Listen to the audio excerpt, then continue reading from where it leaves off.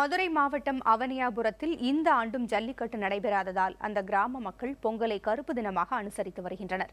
இதனால் அவனியாபுரம் மற்றும் அதன் சுற்றுப்புற கிராமங்கள் களை இழந்து காணப்படுகின்றன. அது குறித்து நமது செய்தியாளர் ஹரிகிருஷ்ணன் பதிவு செய்த தகவல்களை இப்பொழுது பார்க்கலாம். தமிழகத்தில் பொங்கலையொட்டி நடைபெறும் ஜல்லிக்கட்டு போட்டிகளானது மதுரை மாவட்டத்தில் தான் துவங்கும்.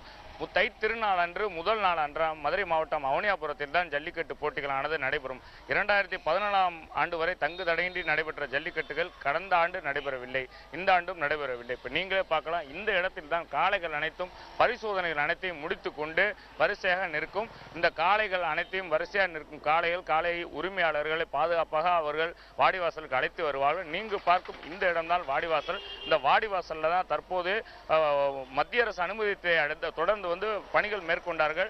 உச்சநீதிமன்ற தடையால் பணிகள் பாதியில் நிறுத்தப்பட்டது.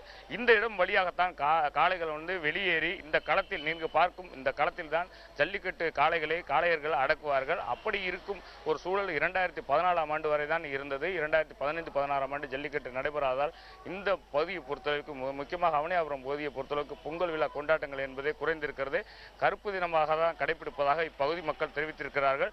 அதை தவிர இந்த அனைத்து கட்சியினர் மற்றும் விழா கமிட்டியினர், காளை வளர்ப்போர் என்ற அனைத்து கிராம பொதுமக்கள் அனைத்து தரப்பினரும் பேருந்து நிலையம் அவனியாபுரம் பேருந்து நிலையத்திலிருந்து ஊர்வலமாக வாடிவாசல் அருகே ஒரு கண்டன ஆர்ப்பாட்டம் நடத்தினார்கள்.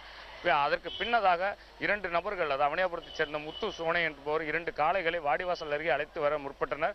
காவல்துறையினர் அவர்களை தடுத்து நிறுத்தி அவர்களை எச்சரிக்கை செய்து அனுப்பி வைத்தனர். இது போன்ற சூழல் தான் இங்கு நிலவுகிறது.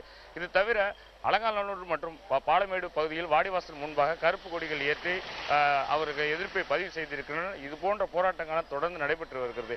புதிய தலைமுறைக்காக மதுரையிலிருந்து ஒளிப்பதிவாளர் குணாவுடன் ஹரிகிருஷ்ணன்.